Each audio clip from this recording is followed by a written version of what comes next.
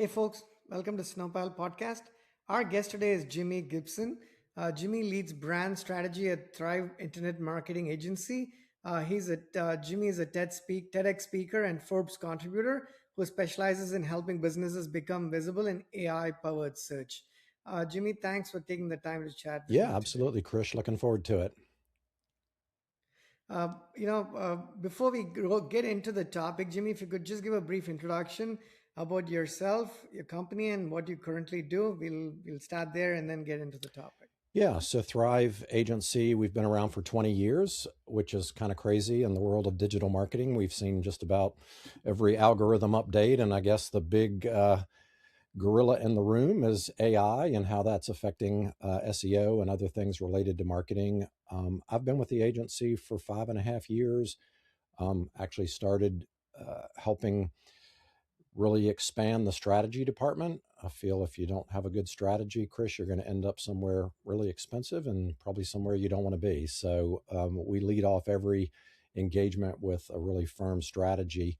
And then I moved into executive leadership about a year after that and was actually leading the teams that did all the work. So all the folks that were doing the SEO and the paid media.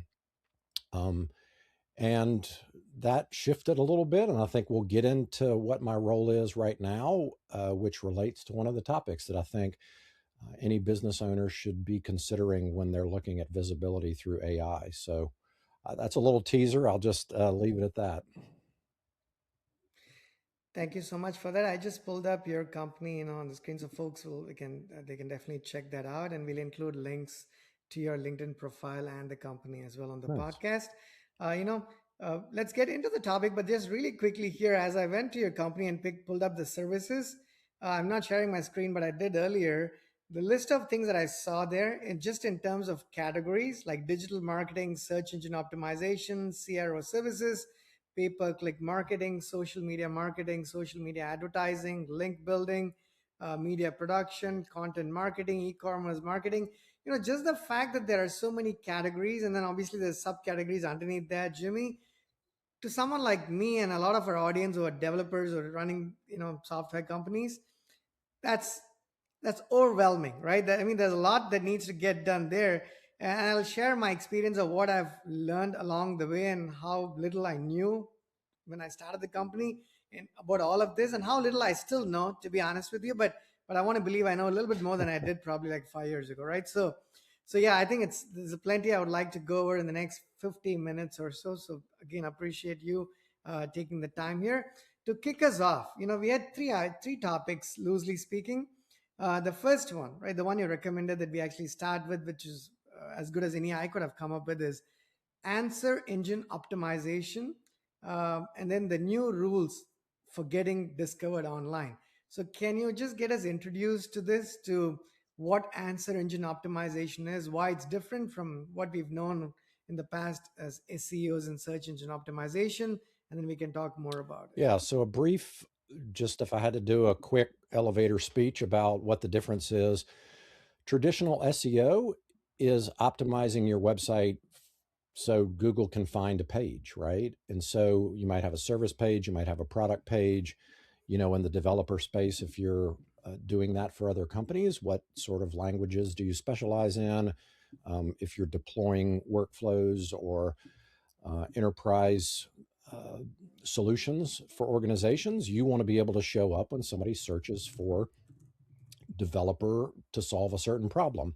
And SEO would go to a page on that website, and you were typically optimizing for keywords. AEO, which is answer engine optimization, or GEO, which is generative engine optimization, relates to the way people put queries into a large language model, which could be ChatGPT, Claude, Gemini, Grok, whatever the case may be. Or they're speaking into their phone through Siri, or they're using some home device like a Google Home or an Amazon Alexa device. And the result that comes back is not actually optimized for a page. There's no ranking associated with it. They're looking for an entity, and they're looking to verify that that entity is trustworthy.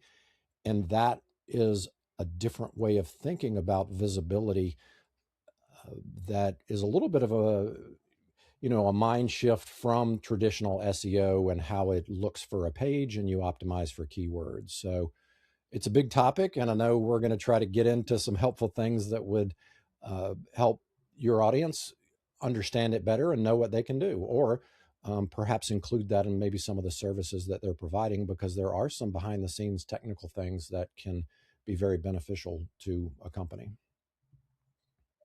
Thank you. That's a great introduction. So let's get deeper into that. So with let's assume that people know what search engine optimization is, because most people who are listening to this or watching this would actually Right. do, and they've done a number of things over the years to be discovered by these search engines, almost not just primarily, I want to even say exclusively by Google, just given the size of market share that they have held for decades, essentially, right? So anything that they said you've got to do, a lot of us tried our best doing that. Now, did we get it right all the time? Perhaps not, but at least we had the good intent in trying to be discovered based on what people are searching, what kind of keywords they might use, or even if you're publishing like ads on these platforms, like we've done it for our Snowpal plenty of times for our B2B, B2C products mostly. You try to see what works, what does not work, right, on different platforms, be it Meta, be it Google, be it Apple Store, App Store, and whatnot. What are some fundamental differences? You gave us an introduction to that, Jimmy, but what are some things we could do? Like if you could take an example, a real life one or a manufactured one, it does not really matter, to just help our audience understand how you might have gone about doing this in the past versus what that seismic shift and thought process should actually be today, so you are getting discovered. The only thing I would add there before I complete my question is, not to get too much in the details, but just at the highest level, even with search engines, right? We know about 6 months ago, people were questioning Alphabet's existence. I mean, there was an existential crisis for Google. 6 months later, they've doubled in market cap, right? They've become the second largest company there. So we've gone from, hey, is Google relevant anymore because nobody's searching for things, the results don't show up the way they wanted, or nobody's going to click on these hyperlinks, and AI mode is all that's more important, and yada, yada, yada. That's kind of what's transpired, loosely speaking, in the last so many months. So hopefully that's relevant. But with that in mind, if you could take an example and walk us through this, I think that'll be amazing. That is an awesome and huge question, Krish. And so, Sorry. Yeah, we'll just get started and we'll go no, from no, there. no, that's Yeah. good. I was tracking along with you there. Yeah. Yeah, so I think obviously the listeners have a long history of knowing some of the things you did for search engine optimization. There were things that were mandatory, and there were things that was like, oh, well, that would be good to have. There was probably over 200 various components to what Google looked at to determine whether or not you should be the result that they presented. And I'll just maybe hit 4 or 5, and I think the listeners can understand. So a big one is domain authority, which really came from Moz, and that's a number between 1 and 100, and that's really the strength of your website. And so the difference between a 15 and a 30 is not double, it's algorithmic. So it's really hard to go from a 30 to a 60. And so to boil that down, really what that means is, how likely is that website going to be able to rank for a particular competitive keyword? The higher the domain authority, then it has all the signals that says it would probably beat out. If you're at a 60, you're probably going to beat out quite a few websites, at a 30 or a 20 or a 45 or whatever the case may be. There are many factors associated with that. If that is a local business, there are geographic signals that are sent. Obviously, we carry around a GPS device with us all the time. It knows where you're sitting in your office or in your home. And if you are closer to the location of the business, that especially is a brick and mortar, there is some preference associated with that. So you wanted to make sure you had enough geographic signals associated with your business so that you could do that. And that happens through various things on your website. It also happens with your Google business profile and how updated that is. The other component is um, obviously what information do you have on your website? And that's where you would optimize for keywords. And then a major component that is offsite is backlinking, and how many websites are linking to your website, which typically was a indicator to Google that this site was important because other websites were linking to it. Of course, there was a lot of abuse that through all of those techniques that came through with the various algorithm updates. And I would say if you have done a good job optimizing for those particular approaches, you're probably going to do okay in AI search, but there are some nuances. And so the backlink profile is it's not so much the number, but the quality of those backlinks and how relevant are those backlinks to your particular industry or area of expertise. And so I would say in this case, less is more. And we'll talk about how that factors in to the fan out approach that happens when you type something into a large language model. The other geographic ones are still relevant, but if you can make sure that your name, address, and phone number, it's called NAP, is consistent, then these LLMs can verify that this business is the same business as it fans out and does these additional queries that a Google search typically doesn't do. And so they want to know that um, Thrive Internet Marketing is the same. And we've actually had to go through and make sure that all references to our business are exactly the same. The address is the same. And so that's another thing that you can check. I would say in the past, a frequently asked questions page or a schema markup, which basically is a code that tells Google what this particular page is about. It could be a product page, it could be a blog, it could be a service page, it could be, you know, a variety of schema markup codes. That was sort of a nice to have, but not really that important in the past. And I would say that's one that's extremely important now because it's a shortcut for these large language models to be able to understand and parse what that page is. And so you'll hear the term structured content. I just mentioned frequently asked questions. I wouldn't advise putting an extremely long frequently asked questions page on your website that talks about many different things, but I would recommend an approach where you start the content on a product or service page with that question and answer beginning, because what these large language models are doing, and you can sense that from the name, answer engine optimization, it's looking to answer a question. And so if you just think about sort of the text code that's TLDR, too long didn't read, if you put that at the top of your content, that's going to put you in a great position for these large language models to parse your information.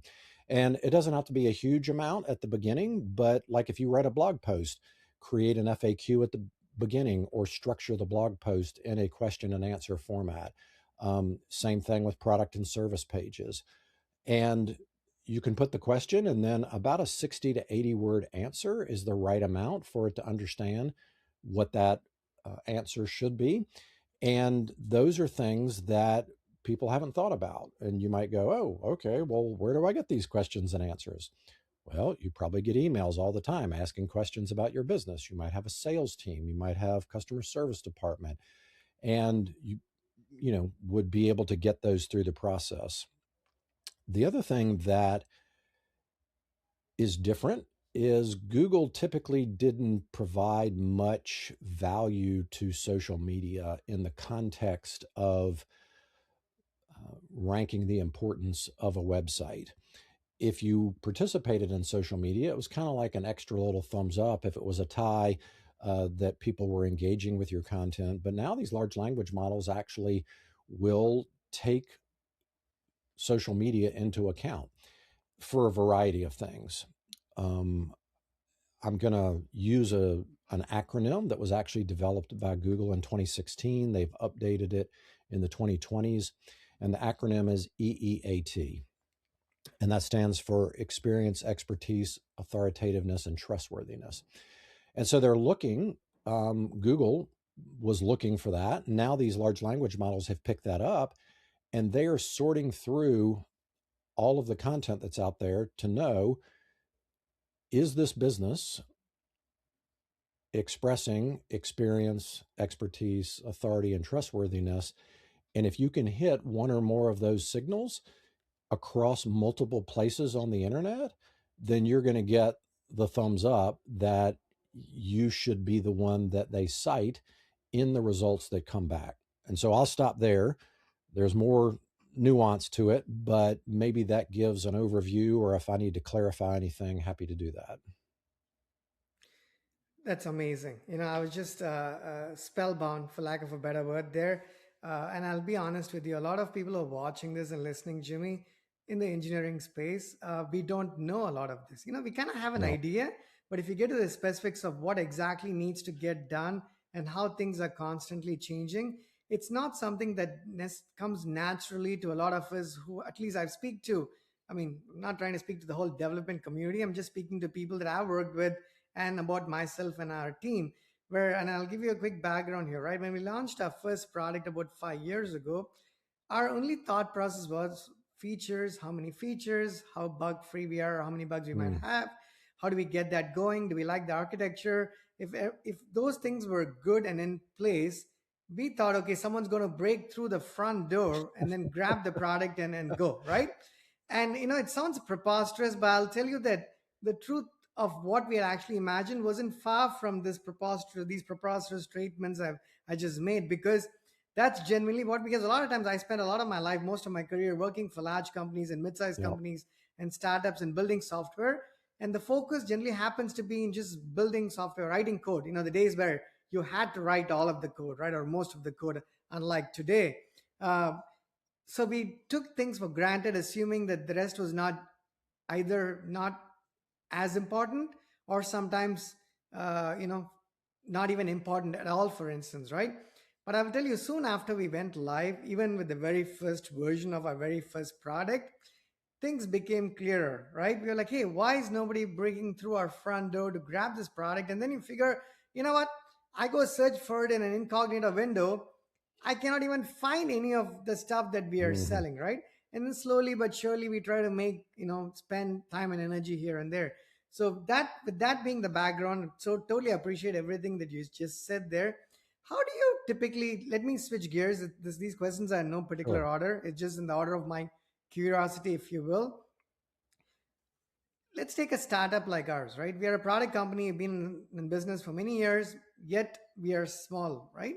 And we have many different products, and each one has a different market target segment, right? Target market. Some are B2B products and some are B2C products.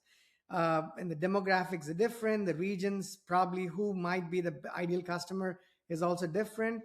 How do you take a company that has a few different products? It's small, it's not too big. how how does that company typically work with someone like Jimmy and your marketing agency? How does that engagement look like, and what does that initial conversation even look like, Jimmy, for you to discover what we might be doing as a company, so you could say, you know what, here are the services that we provide? I mean, you provide a large suite of services, but I'm sure there are some that are more relevant to us than others, right? Which is true probably for every client that you work with. How does that initial conversation go about? How does that discovery happen?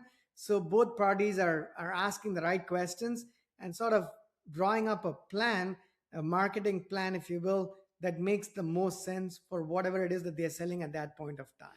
Yeah. And I was laughing when you were talking about people were going to bust down the doors and come and throw money at you.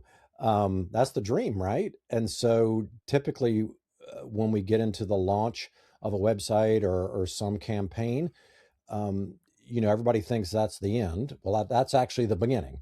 And then you start to have to look at the data and optimize. And so I mentioned earlier that I really love the strategy component of a campaign and or a project, or whatever the case is, or an engagement with an organization.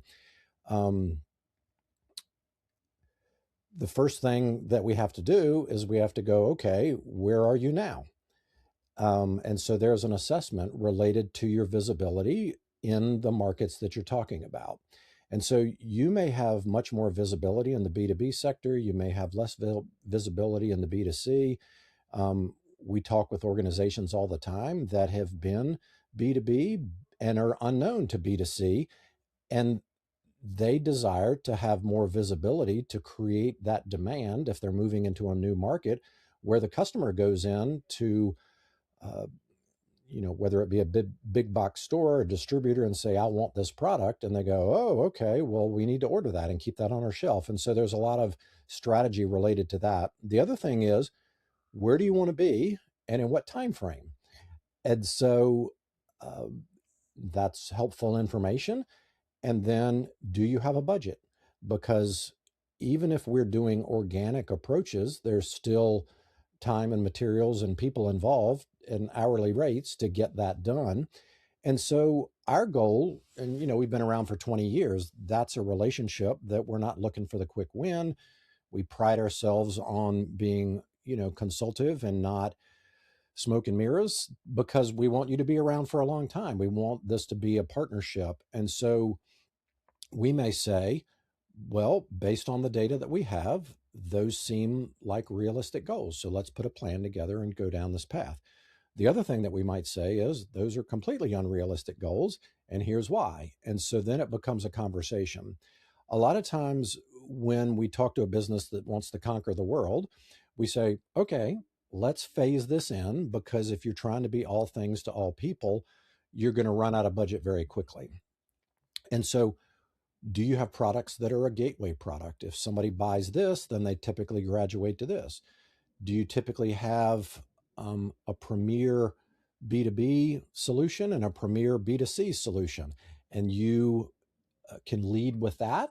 And then through the process of engagement with that client, then they can be exposed to the other products. And so that's typically a phased approach, which seems to be the right way for many organizations, especially a startup.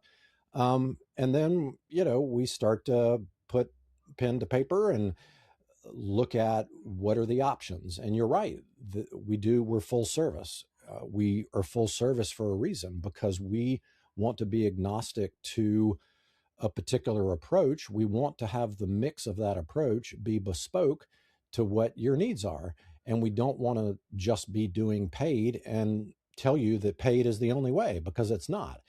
And every business is different. How, where are they in the life cycle of the business? Are they in high growth mode? Have they just secured some investment that needs to be considered? Are they reporting back to a private equity group that wants to exit within a certain period of time and we need revenue at a certain level? Is this a family business and we want to stay small and nimble? And do you want us to train some of your folks to be able to take on? Or are you bringing something to the table that can help with carrying that load? And so I would say there's no blanket answer, but that's the philosophy that we would approach. And yeah, I mean, we work with solopreneurs, mom and pops, all the way up through enterprise organizations, franchises with multi locations in the neighborhood of 500 locations. And um, it's a big puzzle, and we love solving that puzzle to the benefit of the person who needs this to work.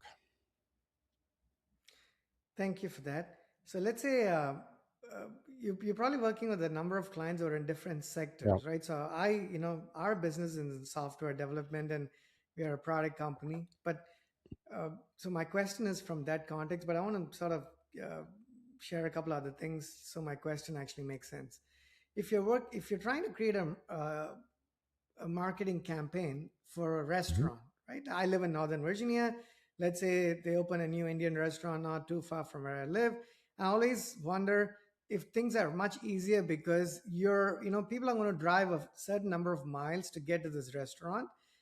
So it's going to have to be people who are mainly in the locality, in the neighborhood, maybe a few miles out, who like that kind of cuisine. And you can narrow this down to some extent, even if, as somebody who has not done this, I seem to have more idea as to how that would work for a restaurant that I don't own than for a product company that I actually do. And I would shamelessly admit that because with software, Jimmy, it becomes, to me, it sounds a lot more complicated because a lot of the products we sell is generic enough that it could be used by a lot of people in any part of the world, in any industry, because we are selling, let's say, B2B APIs. If you want to build software or mobile apps or web apps quicker, you could use our backend systems without actually having a backend team at all, or having a very slim backend team.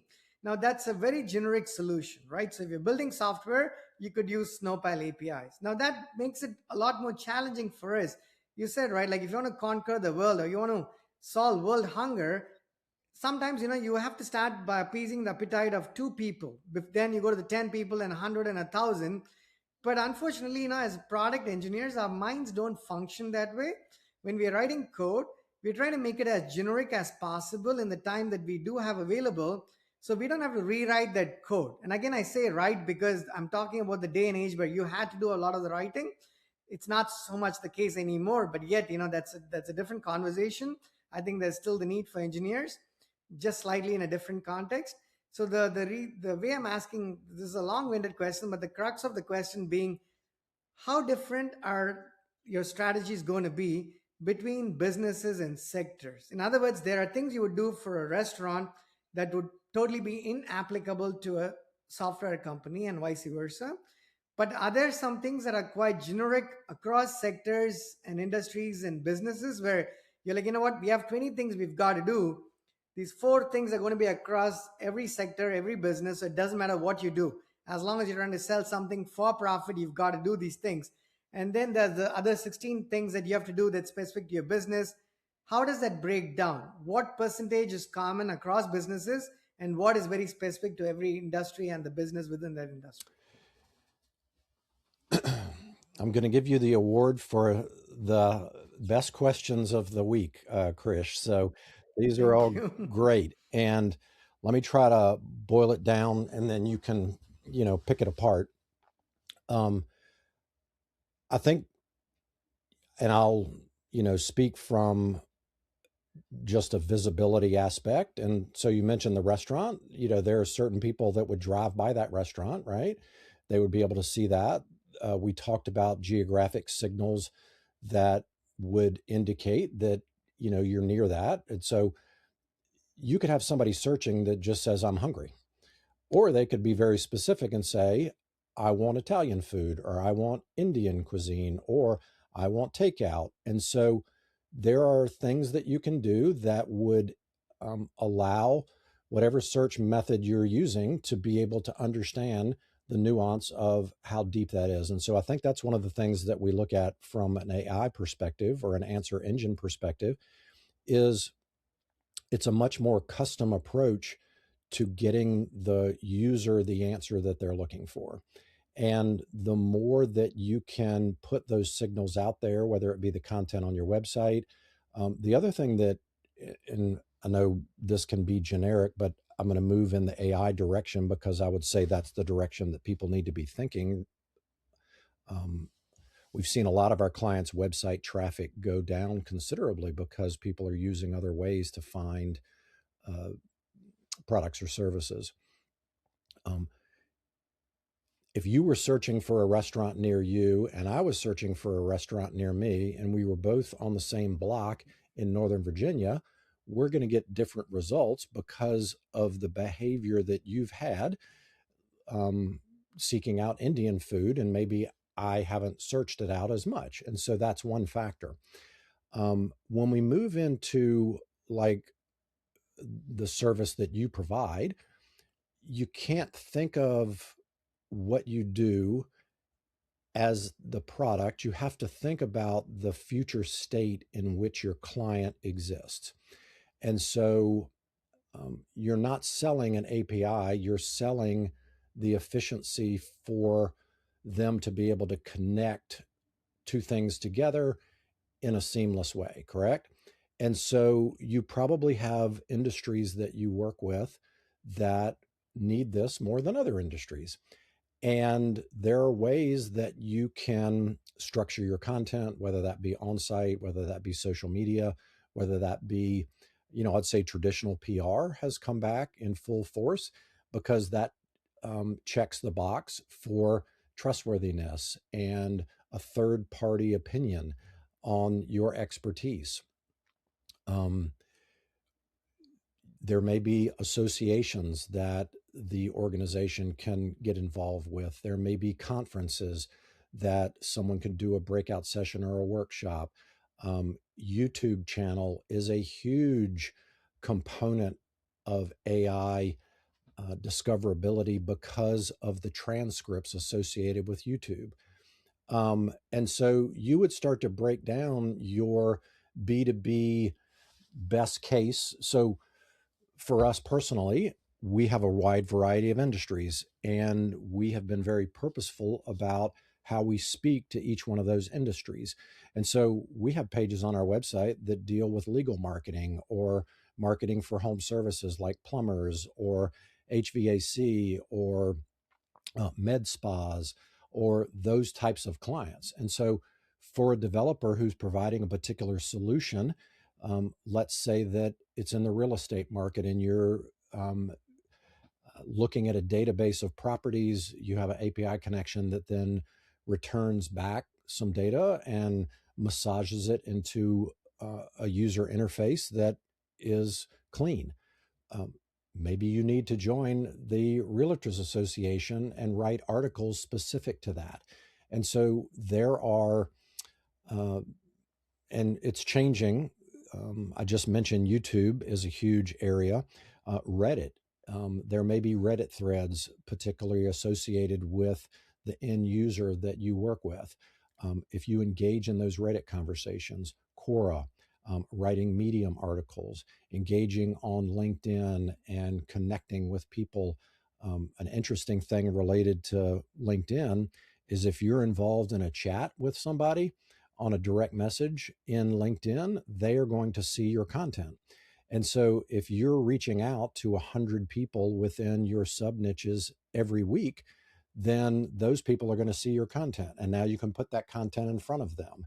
And so these are all things that anybody listening can do tomorrow, right? These aren't secret tips. I'm just telling you, if you want to be visible, you have to compartmentalize. Don't consider you selling a product or a service. You are selling the transformation or the end result or the benefit you provide to that organization, because they may be asking a question related to, and I'll use the real estate example.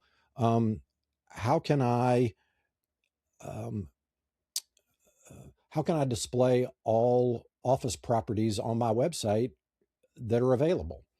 Right? So that's the future state. They can't display all of the real estate that's on their website, but through an API connection and the database that exists that you may have knowledge of, you would be able to connect those two.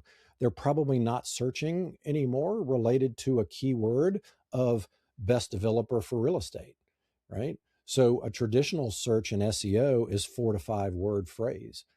A typical search in a large language model, the average number of words is 32. It's very conversational. It has multiple um, uh, back and forth related to that.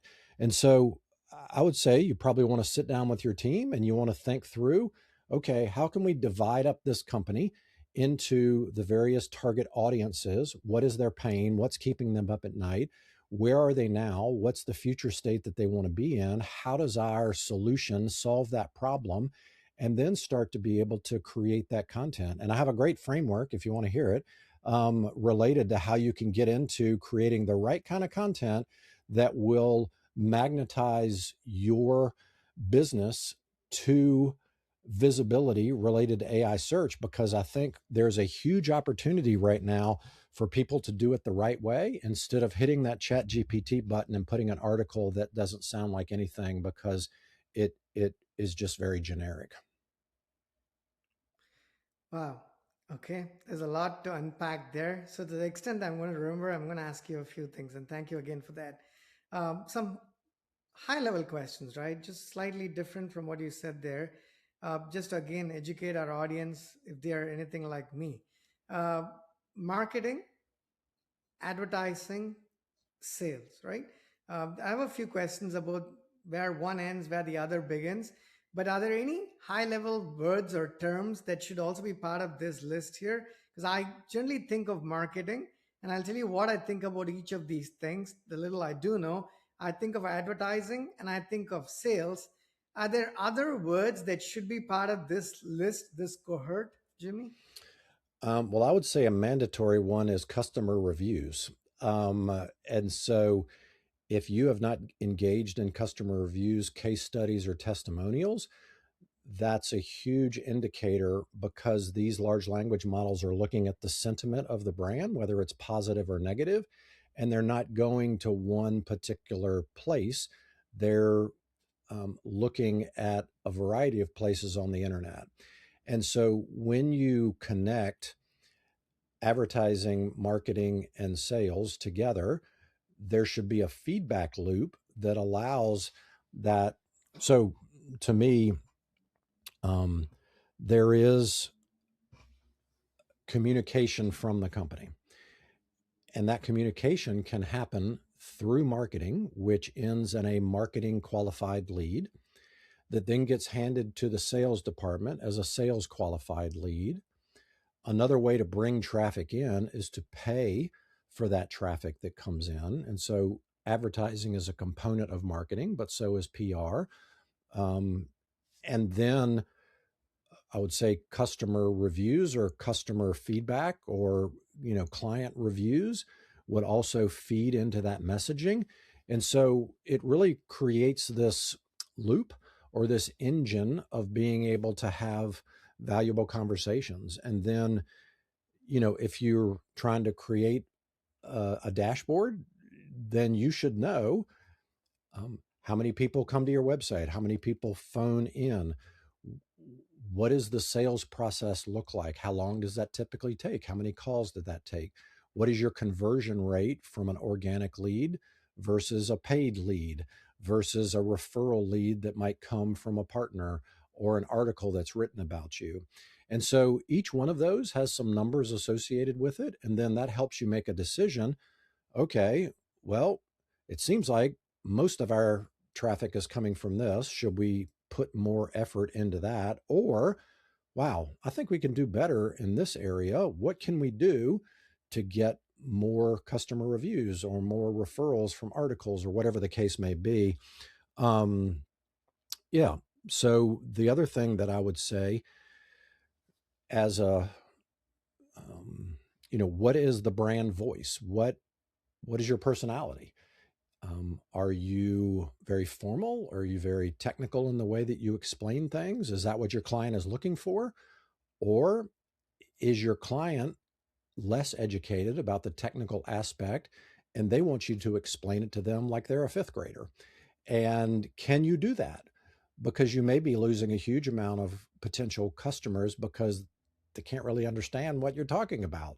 And so you should develop a brand voice that's appropriate. And you might have a different brand voice for B2B than you would for B2C, because if it's B2B, you might be dealing with, the technology, the CTO. If you're speaking B2C, you might be talking to the business owner who just needs to know that they solve a problem. And, that goes back to how technical are you going to be for either one of those? And again, that all sort of bakes into this circle of marketing and sales and customer interaction. Okay. So, a few things. Uh, of all the things you've said in the last, I want to say 30 minutes or so, Jimmy, uh, actually, before I say that, from a development standpoint, as a software engineer, a lot of what we do is mostly science. I mean, we want to believe there's some art to it as well. I actually did a podcast a long time ago saying how I treat code as art because I'm not an artist. And when you're not one, you try to treat what you do as art. And there is art in coding as well, but not to some extent, right? To some extent, and not everybody treats it as art because it's mostly science. But everything that you've said so far about marketing, right, and some about advertising as well, it's both art and science, right? Which is what makes it a whole lot more difficult for a lot of us. Because if it's one or the other, it's at least one less thing to worry about. But the challenge also is it's sometimes difficult to tell where art ends and where science begins. Because let me say, you said numbers, You gave some great examples about being able to track to what your customers interested in, what their purchase decisions might be based upon. So there's a lot of, you can do digital tracking to see where people are going, how much time they're spending on certain pages and buttons and Right. whatnot. So those are numbers and they become quantitative, right? That's the science part. But the art is even bringing those people to those very sites. What might they be interested? And you also said the end game, meaning it's not necessarily what you're selling today, but it's the problem that you're actually solving, right? People are searching to solutions for their problems and not for your products because they don't know who you are or what your products are. So if you were speaking to an engineering community, right, and ask this of you, Jimmy, because a lot of us are engineering founders, right? There's a good number of engineering founders and non-engineering founders, and each of them brings a certain skill to the table, which is uniquely important.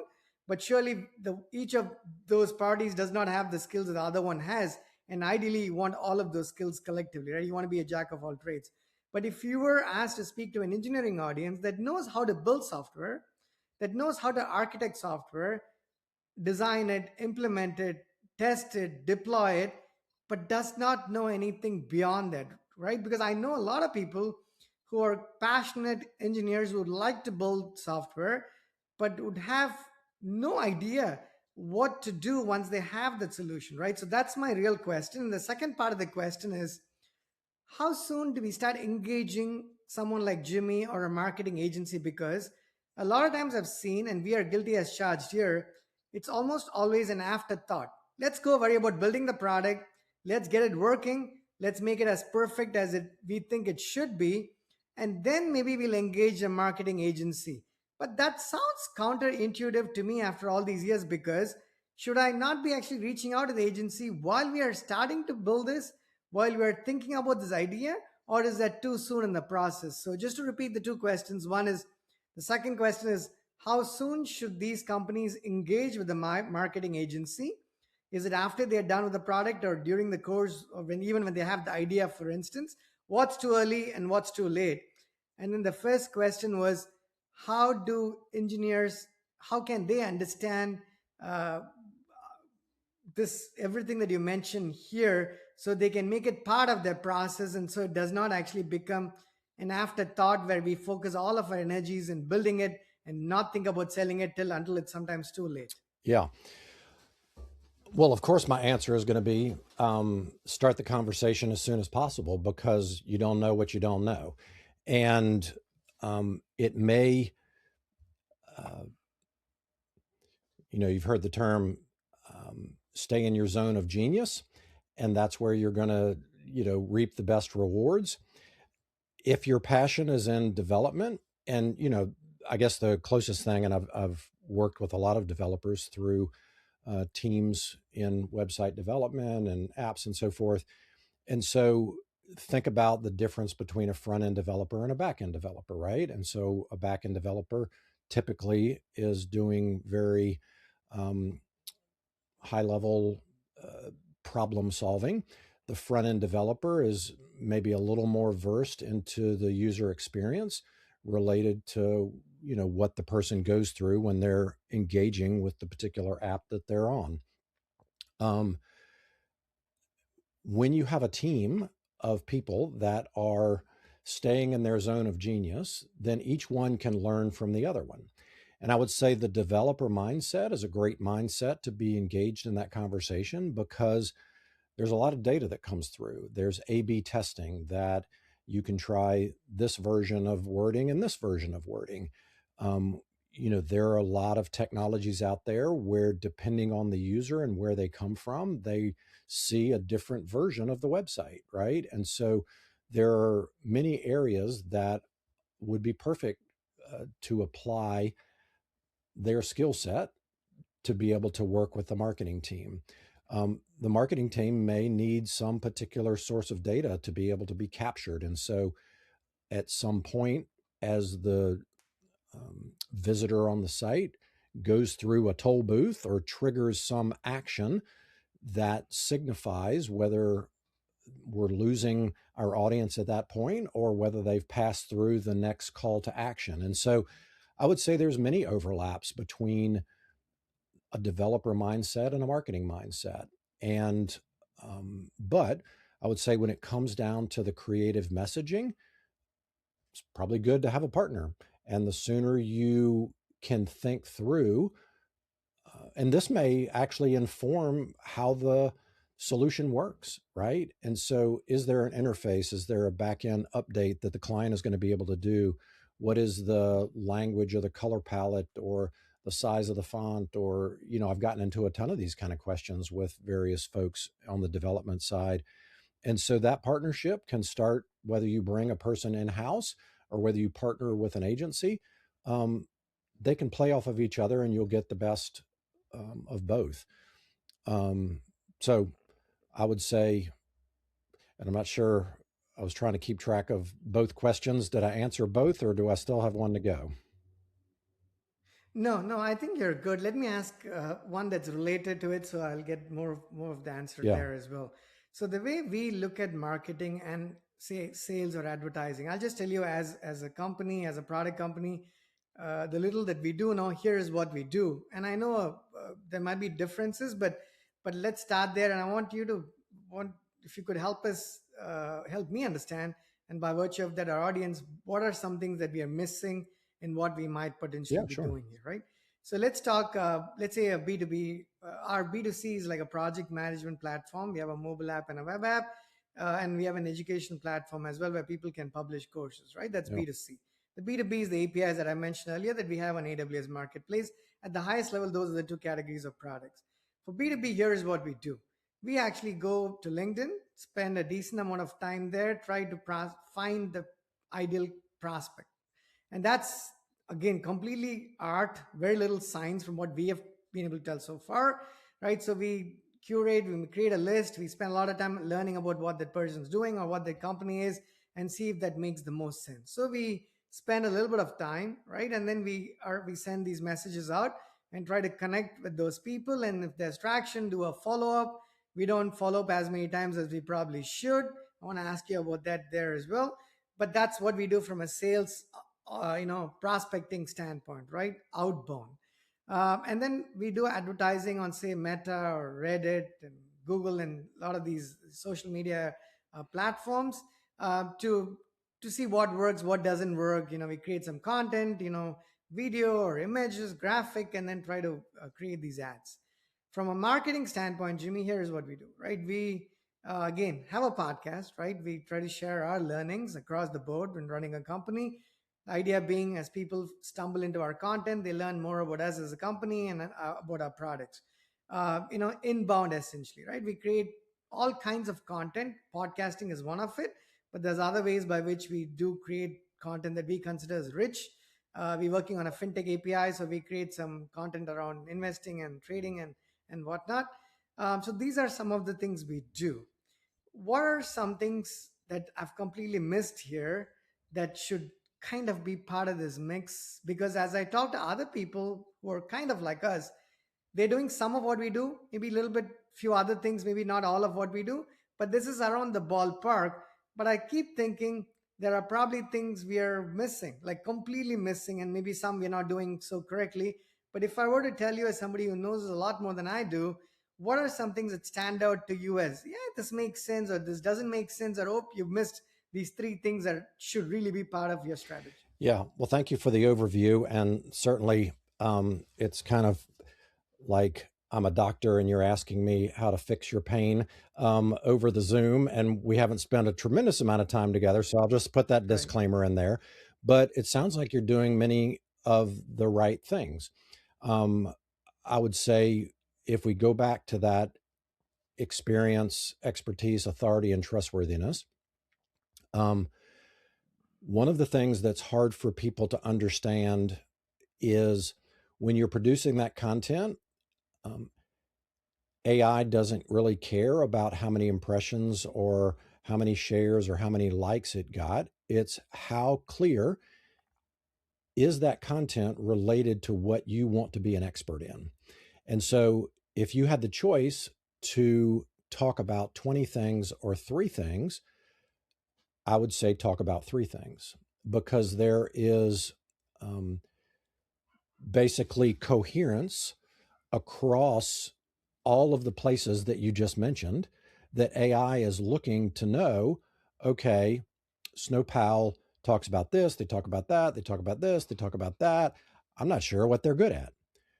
But if you examine each one of those things, let's say 3 to 5 things from many different angles, and it loves structure. So is there a process that you go through? Is there a coined phrase that you've developed over the years that you've just never packaged as intellectual property?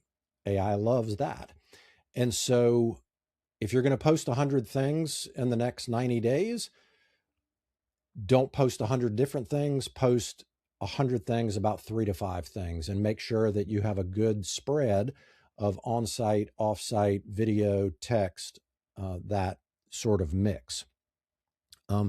The other thing is you want subject matter experts associated as a byline to anything that you put out.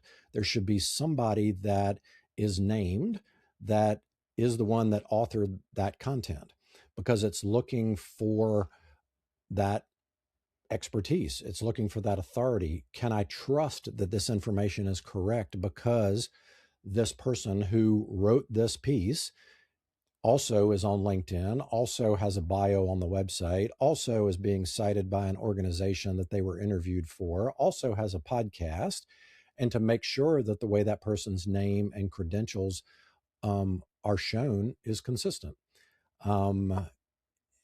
So I would say those are things to look at when you're auditing what you're doing. As we know, when you are on some of these platforms, and you mentioned Reddit, it can't be a sales pitch. There's less of an identity on Reddit than there is on Quora, right? And so how are you going to navigate the anonymity on Reddit versus the ability to put a byline and a link in a Quora answer? Can you track that you're actually getting leads from any of those sources? If you aren't, then, or are you going into these large language models, and do you know what the prompts are that you're basically showing up for? If you go into your Google Search Console, which should be attached to your website, it will show you what AI overviews you're showing up for, right? And so that can give you information about, wow, I really would like to show up for this question.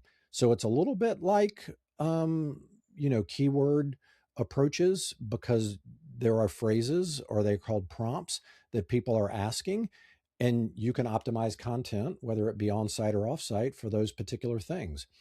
So one of the things that happened to me about a year and a half ago, the owner came to me and said that, we were seeing this type of thing happen with businesses, and we needed to be out there teaching people about this, but we also needed visibility in these AI engines. And so we did a lot of research as to what was working from a business aspect, but we didn't really think through how important it is for the owner, founder, CEO, executive team, subject matter expert within an organization to be visible. And I've got a research report that's coming out at the end of Q1 that will show that the importance of a executive, owner, founder within an organization being visible in those places, as opposed to just the company name, has far more trust and weight than the organization itself. When that transfers from that person to the organization, the power is exponentially bigger than when it goes from the organization to the person. And so if you don't have anybody named within your organization, if you have been a faceless company, it's time to step out. There is a huge advantage for those who step out. People trust an organization where the leadership is visible. Conversion rates from AI overviews or AI citations is 4.5 to 5 times what it is for organic searches. And so that would be something that would be paramount. So I had to figure out, the owner came to me and said, I want you to be the face of the brand. I want you to be on podcast. I want you to figure out how we can get cited. So last year for me was an experiment. I was on about 80 podcasts. I wrote for Forbes and Entrepreneur. I have a blog that I author. I follow that up with a 15-minute video on YouTube. I participate in all the areas that you just mentioned. And so then I tracked at the end of the year, actually at the beginning of Q4, because I wanted to be able to end the year on a high, what was working, what wasn't working. I would say it's different for every company or every industry. Um, different large language models favor different types of things than other ones. Do you know what your customers are on? Ask them. Ask them if they use Claude or Gemini or Perplexity or Grok or whatever that is. Don't ignore your traditional SEO. Yes, it's declining, but it's not going away. If you haven't done the schema markup code, if you haven't approached your content like a question and answer approach, look into that. So there's lots of things that we talked about today that would fill in the gaps. But I would say your biggest friend is going to be the data. What are you tracking? What are the leads that are coming in from LinkedIn? What is the messaging? Are you trying out different messages? Are you creating a funnel that maybe your first ask is a small introduction and then they get on your email list? You continue to serve them up. You mentioned Meta. Video is what people want to consume. Can you track video views for a short video, and everybody who watched that shorter video up to a certain point, you have a different campaign that serves them a longer video, and if they watch that up to a certain point, they get another video.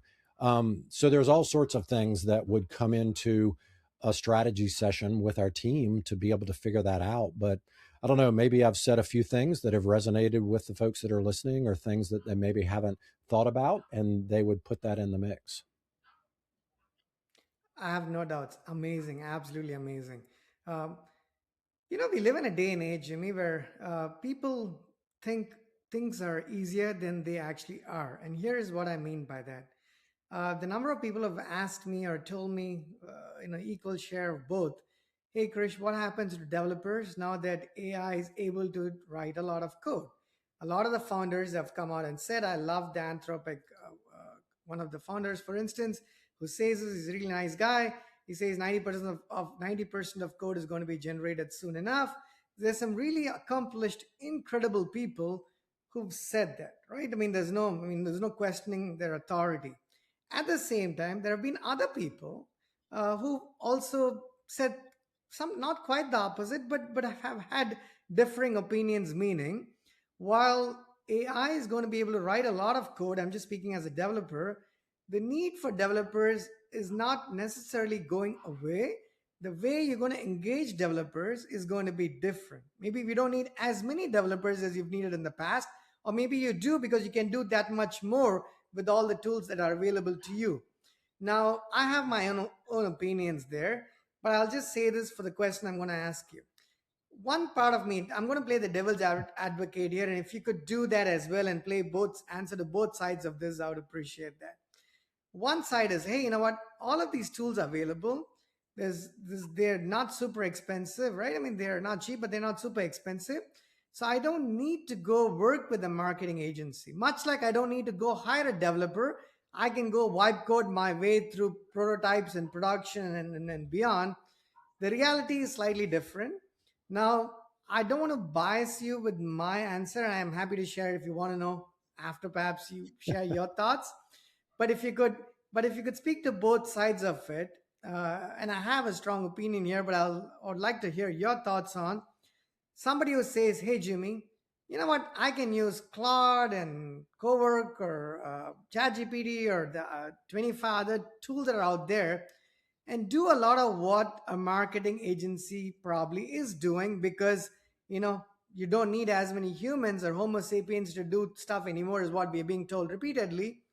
uh, okay, what do you have to say for that? On the other side, if someone believed that despite the proliferation of these tools, you still need to work with experts who've done this for a long time because they bring some things to the table, a set of things to the table that these tools may or may not necessarily bring, or even if they did, you're not in a position to understand the value that these tools bring simply because you lack the experience in those areas and spaces.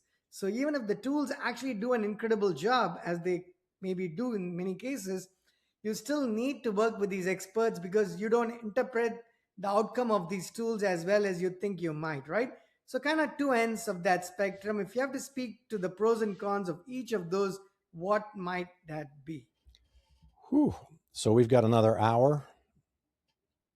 No, yeah, we've got as much time as you have, actually. By the way, I just noticed the time. It's on at the top of the hour. So please feel free to make it as short as or as long as you No, no, want for it no. to be. So I think there's two components to that, and I would say I actually just wrote an article on uh, LinkedIn or Medium about this. I can't remember which, but we've sort of uh, paved over the on ramp for entry level positions in marketing, and I would say that particularly would relate to a development career. So I remember. When I was coming through the process, there would be tasks that I would have to do, and my manager would come and beat me up and not, literally, but would critique my work. And I would have to do it over and over and over. And through that process, I learned the critical thinking of the way it should be done. And that informed how I moved to the next level to then be able to know how everything fit together. And so when you bring people in an organization and they're able to do some of those things with these tools, two things can happen. Number one, they don't learn what goes behind putting all this together, which hampers their ability to then understand how it all fits together when they move up to the next level.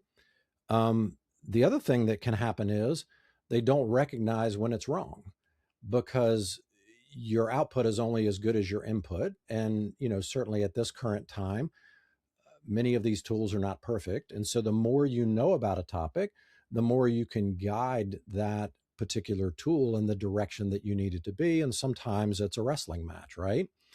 Um, I would say, on the counterpoint to that, it can speed up some of the more production oriented or administrative or lower level tasks that would traditionally take a crazy amount of time.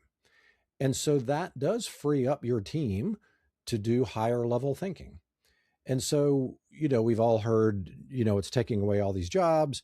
I think there are ways that organizations can uh, work from both sides of the argument that I just expressed.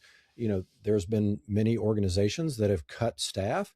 I would say they have just hampered themselves for the future, because there will be a ceiling to the knowledge that those people have because they're relying on those tools to do that work. Um, I don't know what's going to happen in 5 to 10 years. The way in which work happens is obviously changing. Maybe I'm answering that from how old I am and my background, and I'm fighting the robots, and I'm like going, no, they're not going to take my job. But I do see this behavior in some of the folks that, we have 160 folks on our team, and we're going through a process of deciding, are we going an agentic approach to help with some tasks? What are we turning over? What are we collaborating with to still have that human element? And I think it's a process that is not only happening weekly, but daily. And every organization has to figure that out. So, um, yeah, I would say I'm a little bit on both sides of it. I use it every day, and I'm amazed at what I can do that I couldn't do before. And I appreciate that. But I also understand that it's not a magic button that is going to do everything exactly the way it needs to be done, and it has to be managed. I mean, even in the agentic world, and we're creating these workflows, if they're not managed, they're going to learn the wrong way to do it. And so you have to bring it back on track. And so I would say philosophically, that's where I stand. Would love to hear your opinion. Thank you for that. I have just two more questions for you, Jimmy, and you can ask me anything you want to ask. So, do you have Sure. 10 minutes? Okay. So the last but first question here. is, let's take a company like Adobe, right? We all know what Adobe is. I mean, they've been around a long time. They've had a tough half a decade, maybe even more, a very difficult last year or so. It's been a challenge to a lot of the SaaS companies, sure, but some have had more of a challenge. And here's my question. We talked about brand recognition, we talked about credibility, we talked about being out there, having an image, we talked about a number of these things. And if you took each of those, I want to say maybe Adobe's kind of checks those boxes, right?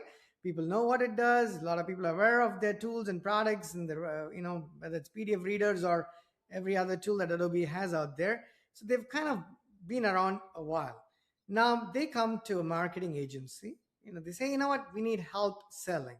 Now they've kind of checked those boxes, but their struggle is not people not knowing their existence or even their product offerings and whatnot. It's because they simply may or may not have the products that might serve the need of the day, right? They probably did maybe 3 years ago, 5 years ago. Maybe there's a reality, right? Sometimes you are subject to reality, no matter it's a small company, mid-size or large company. So, a hypothetical scenario, if Adobe were to go to some other marketing agency, right, just to make life easier, I'm not going to say to Jimmy, but to some other marketing agency, what is there a scenario where the agency could be like, what, yep, we really, unfortunately, we cannot help you because the products you offer, they're not good anymore. Maybe there's other alternatives to those offerings because Google's got all of these nano bananas and whatnot. So maybe your time is done, right? Is it possible that sometimes, as hurtful as that answer might be to the client, are there occasions where that is the answer, but if that were not to be the answer and you actually manufactured a different answer to appease the client or to get their business, that it doesn't bode well for either parties? I mean, are there scenarios like that, Jimmy, or am I just manufacturing this whole non-existential problem? Yeah, again, huge question. I would say there are lots of components. I grew up using Adobe products, and so I often give them the benefit of the doubt and want to see where they're going. And so leadership within an organization either has to adapt and change, or they're going to get run over. And there are many organizations, you know, maybe our listeners remember Blockbuster and how Netflix rolled them over with the advances that they made, not only with shipping things, but also being able to stream movies. And so Blockbuster had a choice to do the same thing. They didn't do it. When you look at Adobe or a company like that, sometimes a large ship takes a while to change course. There are lots of things involved in those decisions. A marketing agency is certainly can get sales in the quick uh, run, but they won't be sustainable in the long run because they're not going to meet the needs of the consumer. And we talked about customer reviews and the sentiment online and so forth. And so I think, if I were to compare that to maybe an Apple, and when Steve Jobs was no longer at Apple, they had many, many different products and they were floundering. And when Steve Jobs came back in, the first meeting they had was, there were 4 boxes. And he said, which one of these, uh, all these products, they need to fit in one of these 4 boxes. It has to either be able to be carried in your hand or to work in a mobile way. We're cutting out everything else. And they blew up. They turned things around and they limited the choices and put all of their effort in the development and making those particular products better. And so hypothetically, Adobe may look at the suite of products that they have and go, okay, yeah, there are things like you mentioned, Nano Banana. I was very frustrated with the AI abilities of Photoshop. They've gotten a little bit better. Of course, they have Firefly and some other things that are, a different market. Do they need to combine products? Do they need to drop some products? If they are looking at R&D and investing in technology, what does their breadth of products look like? And so I would say that holds true for any organization. Um, you constantly have to look at, am I relevant? Why am I important? What is the customer uh, excited about? And, just like we talked before in a marketing campaign, if you try to conquer the world, you're going to spread your budget too thin. So if you narrow that, and there's a analogy where you go a mile wide and an inch deep, or you can go an inch wide and a mile deep. And so typically organizations that go an inch wide and a mile deep have further stickiness to them. Now, if something changes in the market and you've committed to this particular area, your whole business can fall apart. And I think that's why organizations diversify, to spread their risk out. So yeah, it'll be interesting to see how all this shakes out. Thank you. My last question to you, and then you can ask me anything you want to ask me, Jimmy. The question's a very simple one. It's about the Iran war. No, I'm just kidding. It has nothing to do with that. No, it's a genuinely simple question. But I'll ask you that it's a non-technical question. It's about food that I asked of all of my guests. But before I did that, I've spent an hour asking many questions, not to mention succinct ones. No, I'm just kidding. Really lengthy ones. So thank you. Appreciate you taking the time to clarify. It's plenty of learning, not just for me. I'm pretty sure for our audience as well. Here's your chance to take revenge, meaning you can ask me anything you want to ask me, Jim. Well, being in the development world, what are you seeing that is a seismic shift from your perspective, and what is it that keeps you up late at night?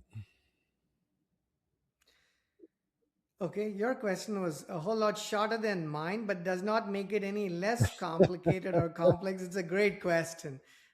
Here's what I'll tell you, right? By virtue of what we do at Snowpile, and also by talking to a lot of the people who show up at the podcast, uh, software engineering has changed. It's never been static. I've been doing this for like 25 years. I don't know about other industries. This is not an industry that's never moved, right? It's always kept moving.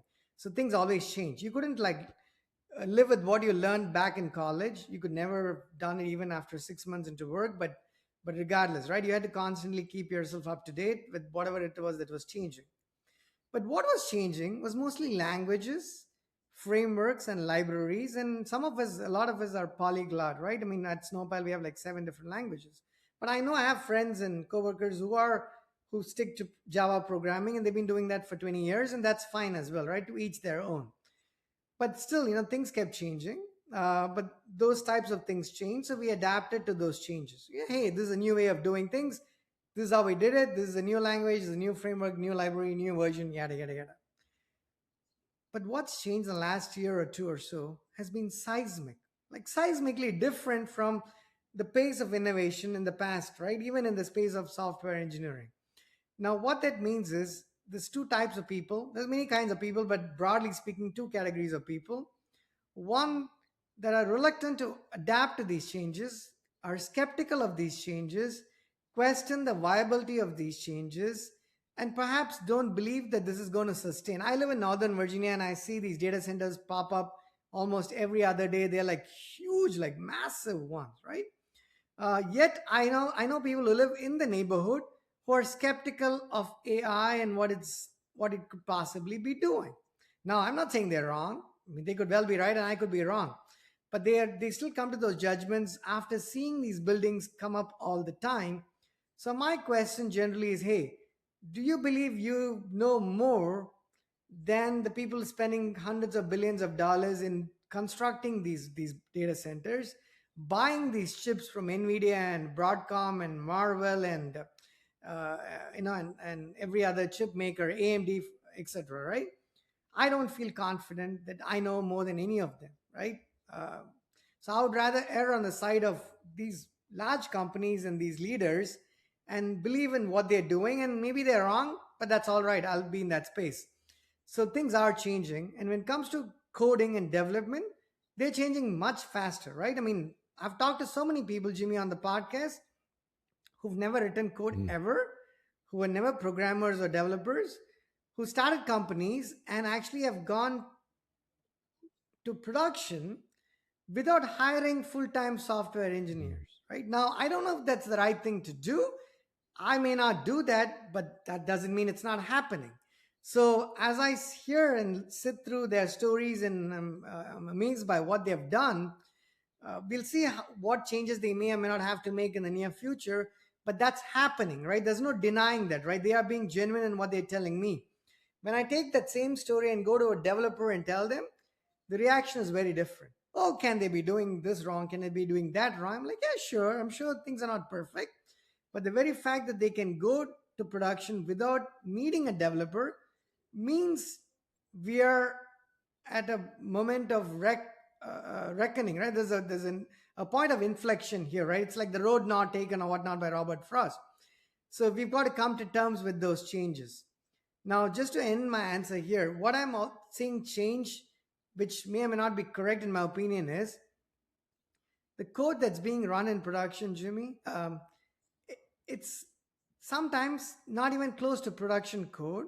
Now, on one side, I trust that the co-pilots and all of the tools that we are using as engineers to write this code is probably hopefully doing a better job than us humans. In some cases, yes, but not all the time. So there is a need for somebody to oversee proceedings, right? So your role as an engineer or as an architect has changed. And if you've not accepted it today, then I would like to have a conversation with you as a person listening to this or watching this, right? But at the same time, to the side of the world that's believing that developers are not needed anymore because code is going to be generated more and more code, which is true, yet you have this need for fewer engineers, but probably more specialized engineers, right? The roles are changing. I don't think companies have come to terms with that. And the pace at which things are changing in large hyperscalers is nowhere close to the type of work that's happening in smaller organizations or mid-sized organizations. So I think there is disparity in engineering. I mean, we've seen disparity in societies, right? Not just across the globe, even within the country, with 90% of America trading or investing, sitting out of the stock market, with the top 1% making all the difference. I'm not talking that disparity. I'm talking disparity in engineering. There's going to be sizable disparity between software companies in the next 6 months to a year to 2 years. Now, what the disparity is probably worth a conversation for another time. But I think there is going to be the disparity because I'm seeing that happen. And it's going to be very interesting to see where things are 3 months from today, 6 months from today, and 12 months from today. I think there's going to be a tsunami of changes coming. And if they don't, great, things haven't changed. We can all do the same things we've been doing. But if I have to bet the money that I've earned, the hard earned money, I would most certainly bet that on the side of Krish, things are not going to be anywhere like they did in the past. So you've got to take the company in a direction that's in tune with what you think is coming and not where things are today, is where I strongly stand as an engineer, both professionally and as a parent, as a father, on a personal side of things as well. I know it was a long answer, but hopefully some part of the ramble made some sense. Yes, thank you. Fascinating. I see a lot of similarities with the marketing world. Thank you. I'm going to go to my last food question to you, but anything else you want to No, no, ask no. me? It was a fun conversation. You are a great host, and you pushed my brain. So thank you. Oh, no, much appreciated. So, my very last question to you is, if you had to go to dinner and you could pick the cuisine and the restaurant and everything that you could order, let's say you had complete control over your choice of appetizer, entree, and dessert, what might the cuisine be? What might the food be? What might your order look like? Wow. Does it all have to go together, or can it be a random mix of various Oh, things? you know what? Since you ask, maybe you can pick three different cuisines for each of those. Totally fine. Well, I live in Charleston, South Carolina, so it typically would be seafood. There is a restaurant down here that serves oyster spaghetti. So instead of spaghetti and meatballs, it's oysters on top of spaghetti. So I would say anything with seafood and pasta together would be it. Um, I'm also a big fan of low country or Cajun foods. So if there's some gumbo as an appetizer, that would be awesome. And then my mother used to make an incredible banana pudding for dessert. And so I guess I would have to have her banana pudding for dessert. Okay, that sounds amazing. Thank you so much, Jimmy. Again, I'm going to let you have the closing comments here, but just introduction, just one more time.